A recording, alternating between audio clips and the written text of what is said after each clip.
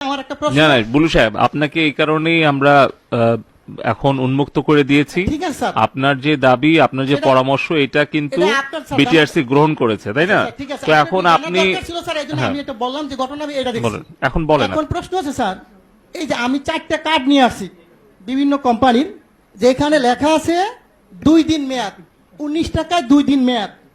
এটা হচ্ছে বাংলালিংক। এখন আছে 19 টাকায় আপনার 24 ঘন্টা মেয়াদ রবি। আর এয়ারটেল আছে 19 টাকায় 31 দিন 3 দিন মেয়াদ, আর এই গ্রামীণে 2 দিন মেয়াদ।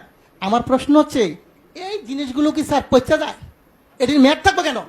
আমার প্রশ্ন হচ্ছে, মানুষের টাকা আপনি মনে করেন আমরা যদি 20 কোটি লোক হই, যদি 20 টাকা করে ভরি, আর একদিন সবাই কথা বললাম না, কত হাজার কোটি টাকা এই কোম্পানি নিয়ে যাচ্ছে, সিস্টেমের মাধ্যমে নিয়ে যাচ্ছে। এর আগে আমি বলেছিলাম, একটা নিউজে দেখাইছে 17 মিলিয়ন ভিউ হয়েছে। ওদিন থেকে উচিত ছিল এই সিস্টেমটাকে বাংলাদেশে বন্ধ করে দেওয়া। আমি বারবার বলেছি, গরিব মানুষ ভিক্ষা করে, সে 20 টাকা ভরে। আপনি হয়তো জানেন না, আজকে বললাম সে তার মা মারা গেছে, বাপ মারা গেছে, সে কথা বললো না, তার মানে আমার টাকা চলে যাবে? হয় কেন? এই গ্রামীণ ফোন কোম্পানি বা অন্য কোনো কোম্পানি, এরা কারা? এরা আপনাদেরকে না জানে হাজার হাজার কোটি টাকা সিস্টেমের মাধ্যমে নিয়ে যাবে। এটা কিন্তু স্যার সহ্য করার মতো না। প্রথম প্রশ্ন হচ্ছে, এটাকে আজকের মিটিং এর পর থেকে কিছুক্ষণ পরের মতো অফ করে দিবেন, যাতে বাংলাদেশের কোন জনগণের একটি টাকা যাতে না যায়। এটা আমার দাবি। কত হাজার কোটি টাকা আপনি এই ব্যবসাটা আমাকে দেন, লাইসেন্সটা আমাকে দেন। আমার যে ব্যবসায়ী আছে 15 লক্ষ বাংলাদেশ, আমি কিন্তু লাইসেন্সদারি প্রতিষ্ঠান, আমরা এফবিসিসি এর মেম্বার। এই লাইসেন্সটা আমাকে দেন, আমি বাংলাদেশে ব্যবসা করি। এই টাকা আপনার সরকারি খাতে কত টাকা লাগে আমি দিব, এই কোম্পানিকে পাচার করার জন্য দিব না স্যার।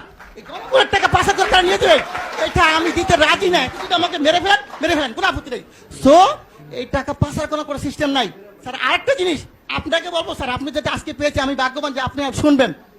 আমরা যখন এই ব্যবসা শুরু করি 27 টাকা কমিশন ছিল, 27 টাকা। তার সরকারি কর্মকর্তা যিনি 2000 টাকা বেতন হয়েছে, তার বেতন এখন 20,000 টাকা। কিন্তু এখন কত স্যার? আমাদের কিন্তু সেই 27 টাকাই রাখছেন। আমাদের কি কমিশন বাড়বে না স্যার? আমার প্রশ্ন হচ্ছে, আপনারা অবশ্যই একটু কমিশনের ব্যাপার ব্যবস্থা করেন, যে এদের একটু ব্যবসা করে তারা। আমরা সবাই শিক্ষিত ছেলে স্যার, এখানে প্রায় 15 লক্ষ ব্যবসা করি। আমরা যারা ব্যবসা করি কোটি কোটি টাকা কামিয়ে দিচ্ছি, কিন্তু আমাদেরকে তো দেখবেন স্যার। আরেকটা কথা, টেলিটক, আপনি হয়তো জানেন না, এই টেলিটকের ব্যাপারে আমি একবার বলছিলাম, বিটিআরসি 22 আমি হিন্দু, উনি সম্ভবত আমি জানি না, উনি আমাকে বলে, এটার দায়িত্ব তো বাবা আমার না রে ভাই, এটা দায়িত্ব হইলো কার? বিটিআরসি না, টেলিযোগাযোগ। আমি ঠিক আছে, আমি যদি স্যারকে পাই বলবো স্যার, আমার আপত্তি স্যার, যদি মাইন্ড না করেন আপনি দায়িত্বটা আমাকে দেন। আমার ব্যবসায়ীরা সবাই মিলে আমরা করি। বাংলাদেশে টেলিটককে কেমনি উড়াইতে হবে আপনি আমাকে সাপোর্ট দেন। আমি বলবো, কোন দোকানদার আমাদের দোকান থেকে টেলিটকের সিম কেনার পরও রিচার্জ পাবে, তা হবে। টেলিটক উন্নয়ন কেমনে করতে হয় স্যার, আপনি যদি কোন ধরনের সিস্টেম থাকে আপনি বলেন, যে বলে এমনি সহযোগিতা করে, আমি করতে বাধ্য আপনাকে। আপনি যেইভাবে চান টেলিটক অবশ্যই উন্নয়ন হবে।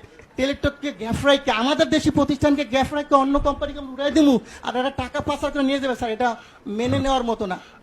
অবশ্যই আমি চাবো, আমি অনেক কথা বলতাম স্যার, কিন্তু আজকে বললাম না।